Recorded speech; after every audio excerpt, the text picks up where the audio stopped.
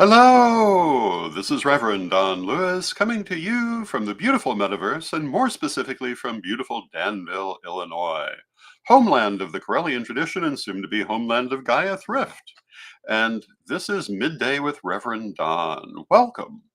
And I want to say hello to Proxones in the chat room and hello to everyone. And as you know, if you follow Midday with Reverend Don, you can type your comments or questions into the chat room and we can talk about it directly, which I quite enjoy about this program. You can't really tell because I'm using my green screen, but I've drastically changed my office in the last 24 hours. So my lighting is a little different. My headphone is on the other side of my head, and it's a little bit of a different setup. I'm hoping it doesn't make any difference to our sound quality. If you do notice a difference, please let me know. I hope you're having a lovely Thursday. Yesterday, our guest was Chris Copeland, and we were talking about the new things at Corellian Publishing, particularly Reverend Don's Book of Numerology. And today, I'm going to talk about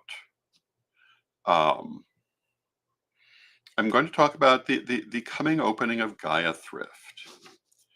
And Gaia Thrift will be opening on June 11th, which I believe is next Tuesday. Hello to Black Crystal in the chat room. We will be broadcasting live from the location, hello to New Ben, of Gaia Thrift from 4 p.m. Central till 8 p.m. Central as the store opening and my 61st birthday party. And I have a video for you. Yesterday, I got the keys, and I have a video of my first entry into the shop as it now stands. Now, of course, I've been working in this shop for quite a while, almost a year now, probably a little more than a year, as Earth Spirit Emporium, and before that, Willows and Moon. But now it's going to become Gaia Thrift, and here is our video.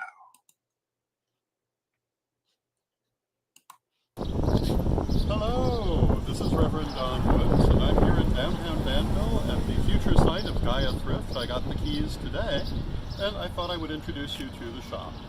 You can see here on the door, we have the We Are Moving sign for Earth Spirit Emporium, which has moved, and we are moving here.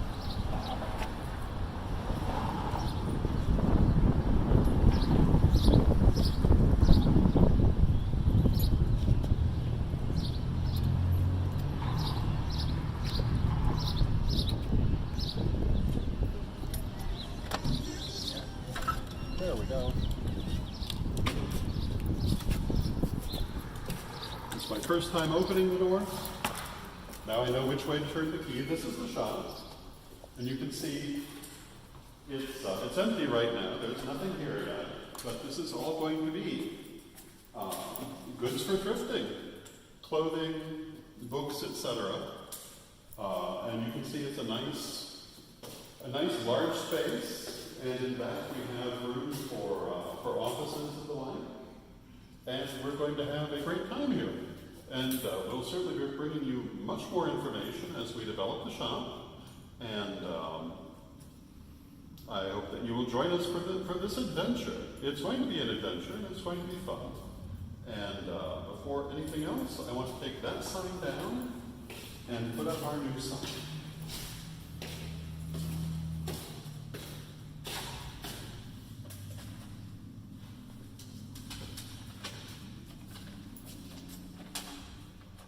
And of course, we wish lots of good fortune to Earth Spirit Emporium. And if you could hand me my envelope.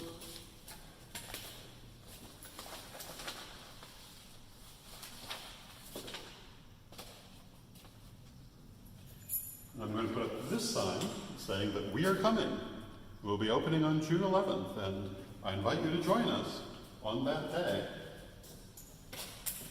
And probably for more as we set up.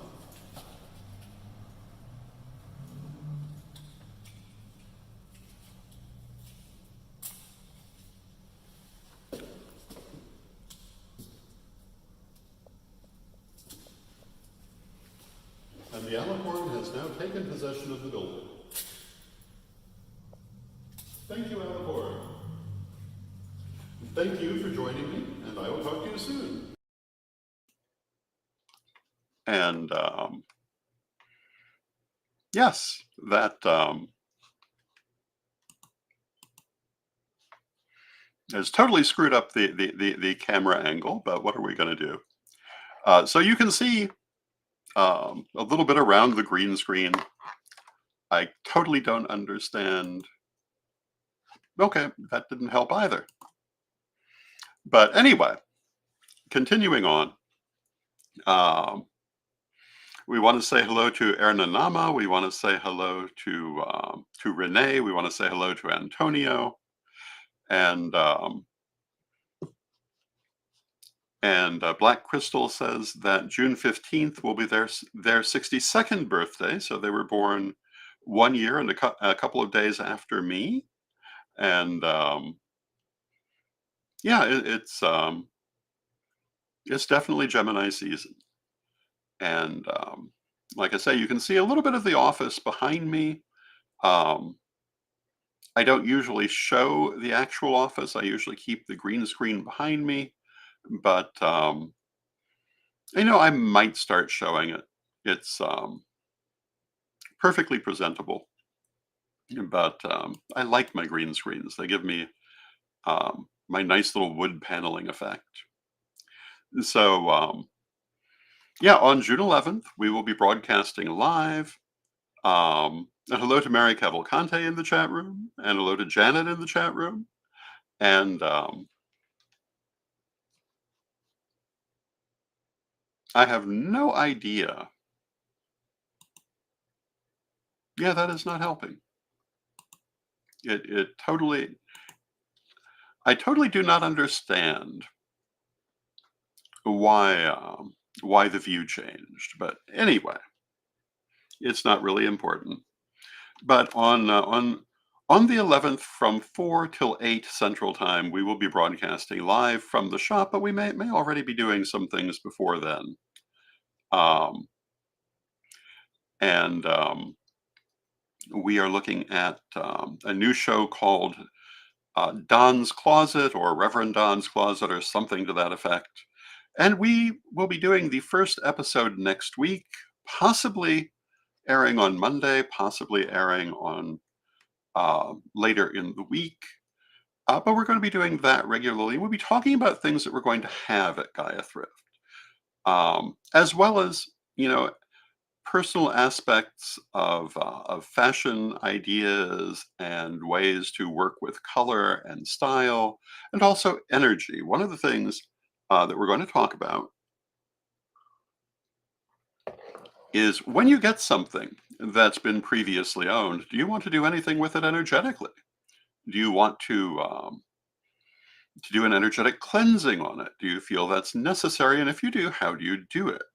And that will be probably the subject of our first Reverend Don's Closet. And I'm curious to know what people's opinions on that are. I'm probably going to speak to several different opinions on it. I did a vlog about this years ago. And, it's always good, I think, to cleanse an item, even if it's not necessarily pre-owned, if it has other energies on it. But how do you want to do that? What is the preferable way to do that? And the answer is there are many, and we'll talk about them. And Erna Nama says, get a gold ring or straight razor for yourself for your birthday. I'm not certain if that's for me or Black Crystal, but yeah, I'm getting Gaia Thrift for my birthday. Janet says, I have a Fibber McGee closet. And that's kind of what Gaia Thrift is going to be. It's going to be the room of requirement, the place where you can get what you need. And we're hoping to have a very good selection from the first day. We're hoping to have good items, but at very good prices. And hello to Ed the Pagan in the chat room who says, good question, referring to the cleansing of items. And whenever we do ritual, what is the first thing we do? We start by cleansing our space. And this is a thing, and it has greater importance to some than to others, and many different ways of doing it. So join me for that program to discuss that subject. Now, um, if you're in downtown Danville, you can see the alicorn on the building now. Proxone says, "Are you opening a magical shop?" No, it's a thrift store. Um, that's not to say we may not carry some magical items. Arguably, it has a pagan flair to it, maybe a bit of a pagan flavor to it, particularly online, and it is going to be online as well as in person. Um, but it's not a magical shop per se. And Erna Nama says, there were these kids who wouldn't stop playing with a knife in my metaphysical store. And yeah, there are always going to be times when there are people who just are not cognizant of their whereabouts. And in this shop where we're opening Gaia Thrift, there was formerly Willow and Moon and Earth Spirit Emporium, and both of those stores still exist. So if you're looking for metaphysical items in this area, um, I would recommend either one of those. And we'll be working with them and other metaphysical shops. And if you're looking for metaphysical things, like I say, we may be carrying some of that. But our primary thing is to be a source of clothing and other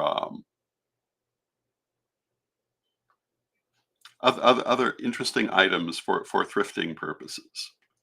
And part of the attitude is that this is both about being able to supply things that people need, because everyone needs clothing, at a good price, because these are times when good prices are important, but also it's about nature and the world, about reusing these things that are still in good shape rather than throwing them out.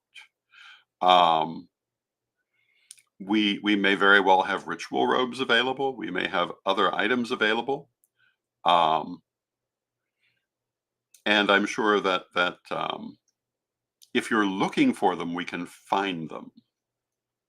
Erna Nama says, "I'd buy some soap online since I'm in Texas."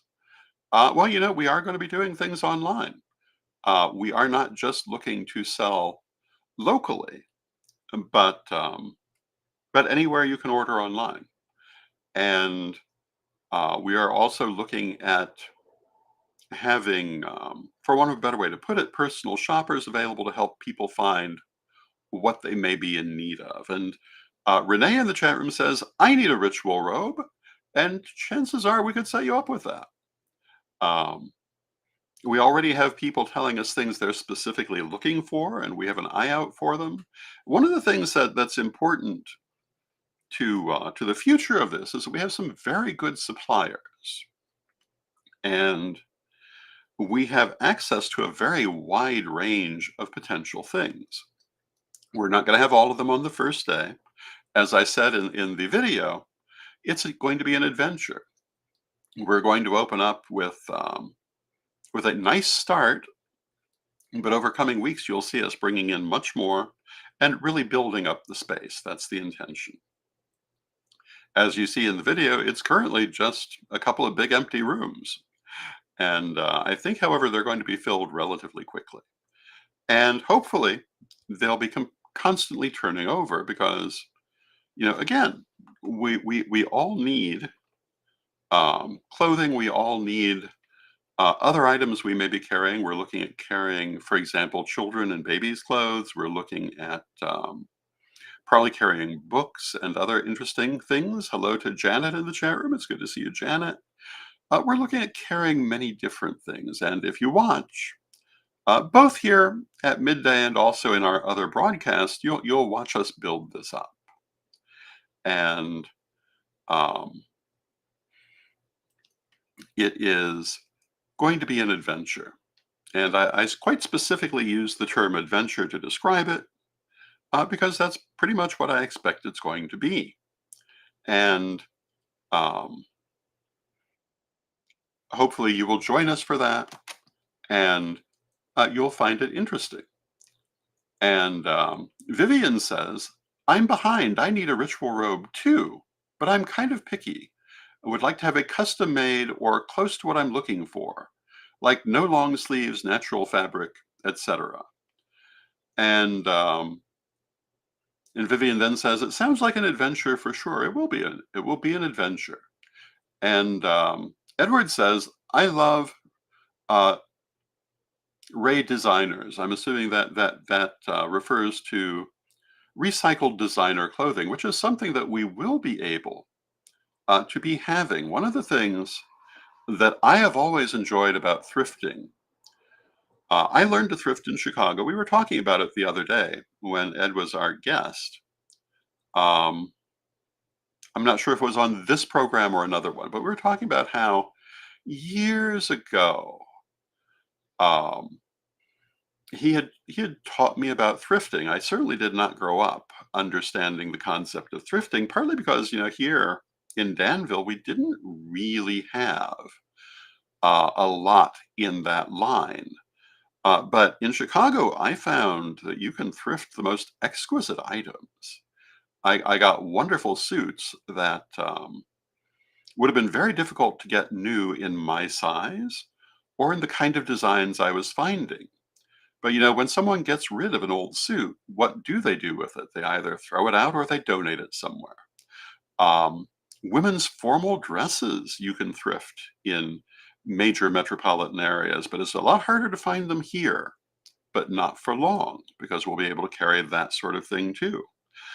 Um, Nice clothes that were originally quite high end and are still very nice. That's the kind of thing that thrifting offers at basically rummage sale prices. And um, it's really a very useful thing for people as well as good for the earth because, taking all of these things and putting them in landfills is not what we really want to be doing. Sometimes we have no choice, but it's not what we want to be doing. It's like I was saying on some earlier broadcast, when I lost so much weight last year, my entire wardrobe no longer fit me within a period of about 2 months.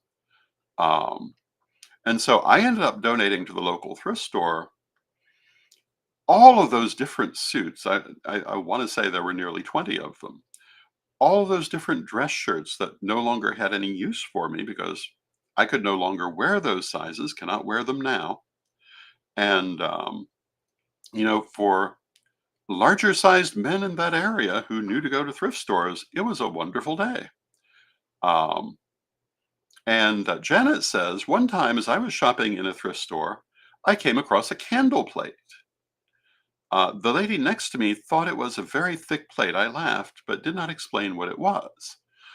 You can find all kinds of things in thrift stores. And Erna says I went from 180 to 130 a couple of months ago. And congratulations.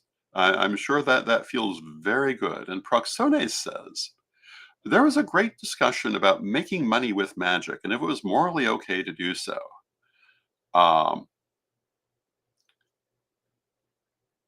but I find it quite good that magicians earn their daily needs with what is unique to them. I am certainly a believer that magic is only worth what you can do with it. And I certainly believe it's perfectly appropriate to use magic for prosperity. I think it would be ridiculous to think that you couldn't. And I don't know, as a pagan, I don't know where you'd come up with the idea that you shouldn't. In Christianity, they have this idea that the love of money is the root of all evil, but that's Christianity. Um, Historically, magicians have usually been quite willing to do prosperity spells and the like, so I see nothing wrong with it. Vivian says, well, Edward says lots of ritual items, and yes, we'll probably be carrying lots of ritual items. Vivian says, I bought my son for his spring band concert this year at a thrift store for $10.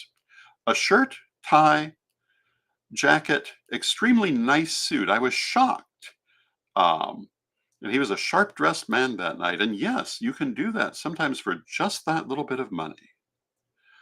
Um, and Janet says, yes, but they still pass the basket weekly, referring to those who supposedly believe that money is the source of all evil. But we have no such teaching, at least not in the paganism I come from. And and Edward says, I meant in thrift we've bought ritual items. Yes, we have. I have gotten some beautiful things at thrift stores. Years ago, when I was filming the lessons, I bought all kinds of altar furniture at thrift stores. Certainly not all of it, but many things, because you can usually find candle holders. You can find pieces that might be suitable as altar figurines. You can find altar decorations and use them in ways they may never have been meant for, but they'll still be very useful for your practice. And I find that to be one of the nice things about thrifting, that it doesn't really matter what it was originally intended for. It's what you need it for. And to me, talking about magic and prosperity, magic's for what you need it for. Um, and Erna says you should sell some pagan movies. Um, they make them, but no one knows about them. Well, you never know. Maybe in future years we'll consider doing that. Um, and Proxone says maybe it's only where I live, or maybe it's only a topic to me and similar people. No, it's a frequent topic. I just don't understand why, because it doesn't come from any traditional pagan teaching, but is adopted out of Christianity. But a lot of things have kind of crept in that way. And I have nothing um, against adopting whatever works for you, but this is one of those things that doesn't work. One of the things we've been talking about, Edward and myself and other people that I know for 30 odd years, is the idea of pagan poverty consciousness, which I think is rooted in that idea that it's somehow more virtuous to be poor than not. And this certainly is not anything that comes out of any kind of traditional paganism. Prosperity was always um, as um, as important to pagans as to anyone, and it is not something that we have any business frowning on. And yet, I certainly see it happen a lot, and it doesn't make any sense to me. And I think if you come from the point of view that money corrupts everything, you might really want to stop and think about what you're programming into the universe and how you're looking at it. Because the truth is, without it, you're not going to be eating. And at the very least, you need to have enough prosperity to be able to live. And if your magic cannot help you to live, what are you doing with it? I love to say, if your magic isn't going to help you when your car is speeding off the road, um, due to ice or other inclement conditions, or due to a car accident, why have you bothered to study it? That's the moment when you need it, not 5 years from now when the stars perfectly align for something. And magic needs to be helpful to us in our daily lives, or it's pretty worthless, really. And yes, of course, it's for self-development, it's for spiritual growth and all of that. Absolutely. That's useful to us in our daily lives. But, it's also for practical things. And if you're thinking, as some people in the magical community do, that magic is only ever for spiritual things, then you're accepting more of a Christian worldview, where the body and the soul are at odds. Whereas, at least from the paganism I come from, the body and the soul are partners. And you want to take good care of your body. You want to make sure you have prosperity. You want to make sure that you can live. And Erna says, to me, magic is the showness of love. And that's that's wonderful. Um, and Proxone says, I think it's because that would be the best to all of us of all products would be available without paying for it. But since the world is like it is, we have no other way than earn money. Well, how on earth would anything ever be available to you without paying for it one way or another? Virtually anything you're going to use has to be made by someone. Unless they're your slave, in which case you still have to feed them, they're not doing it for nothing. They shouldn't be. They also have to feed themselves.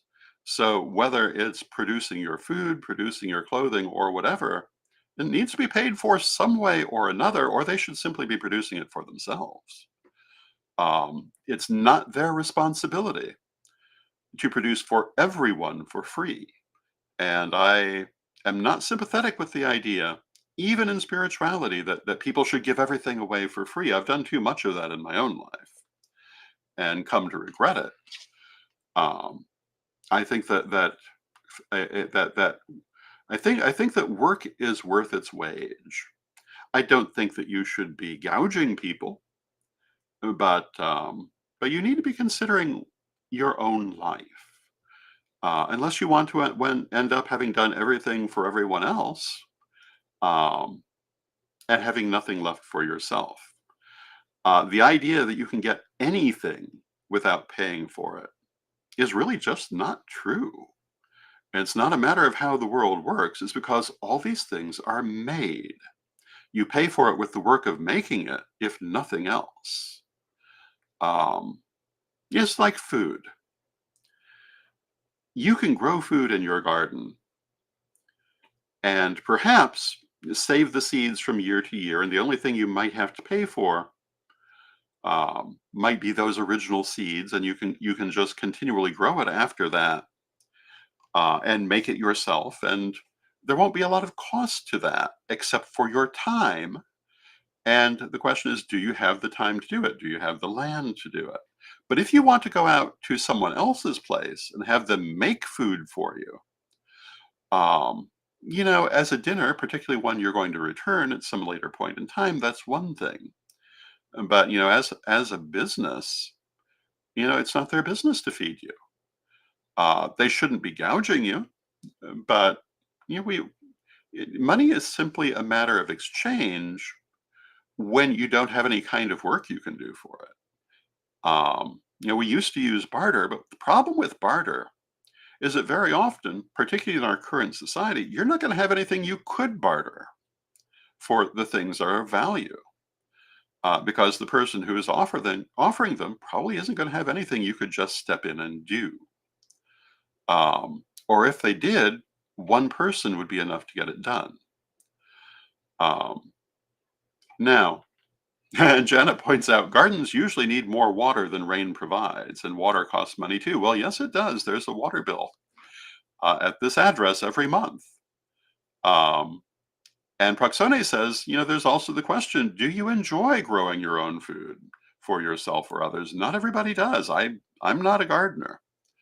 Now, and hello to Donna in the chat room. Donna Geode Andrews, who says, I've always strived for balance. If I ask for a sunny day, then I'm happy with the rainy day that follows the sunshine. Absolutely. And, personally, I try to find beauty in every day. And Proxone says it's true um, that anything will have its price. I was actually having this conversation the other day, and I had remarked on how beautiful the clouds were. But no matter what the weather, and hello to Nikki in the chat room, I always look for whatever is beautiful in that day. And I once annoyed a former romantic partner slightly because it was an overcast winter day, but the clouds were glorious. And I pointed out how beautiful the sky was, and she just couldn't see it. Um, Now, and hello to George in the chat room who says, I spent a couple of hours in my garden this morning, and I can't wait to see those homegrown tomatoes. And yes, absolutely. And some people love gardening, but it's a rare person who's going to be self-sufficient on gardening. One of the things that and we're at the end of our half hour, but I'm going to go ahead and add this. One of the things I remember reading that was very made a deep impression is that in Egypt, the peasants of the Middle Ages had a wider range of food available to them than the pharaohs of antiquity. And if we look at the amount of food that we have available to us today, we could never grow it in our gardens. Our trade system is extraordinary, and yes, it's wonderful to grow some of our own, and it certainly is helpful in difficult economic times. Um, but I'd hate to be solely dependent on that personally. And as Proxone has remarked, everything in life does have a certain price, even if the price is just the working to create it. And, I'm happy to pay the price. With that, we've come to the end of our half hour. I want to thank you for joining me. And tomorrow, we will have our weekly wrap up of interesting stories from the week. And I'll probably be mentioning this one again because for me, it's the most interesting story. And And Proxone says, somehow I might be an idealist, but I love the idea of Captain Picard that in the 24th century, people only work to better themselves and the rest of humanity. Yes, but that requires a technology we don't have, which creates the food out of the natural elements of being. And therefore, no one actually needs to grow food. No one actually really seems to need to do anything, and that would be great when we get there. But right now, we're a lot closer to Harry Potter, where that fabulous feast is spread out before all the wizards in the banquet hall, but downstairs the elves are slaving to create it, and nobody is seeing them. And I'm afraid in that I agree with Hermione. The elves deserve to be treated better, and they deserve their freedom. And that means you have to pay for your feast. But with that, I want to thank you for joining me and let us close with our prayer, as we always do. Beloved Mother Goddess, beloved Father God, beloved ancestors, we thank you for all that you do for us in our lives, and we ask you to continue to be with us and guide us as we go forward, and help us to have the things we need in our life and to find the things we want in our lives in the best way that we can, whether they're magical or physical or otherwise. And whatever the price that the things we desire requires of us, let us pay it joyfully and let it be a good and joyful price. And as we go forward with Gaia Thrift, we ask for a happy and adventurous road with many good returns.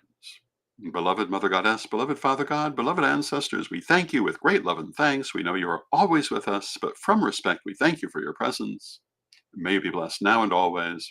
And I thank you for your presence. May you be blessed now and always. And I'll see you tomorrow. And until then,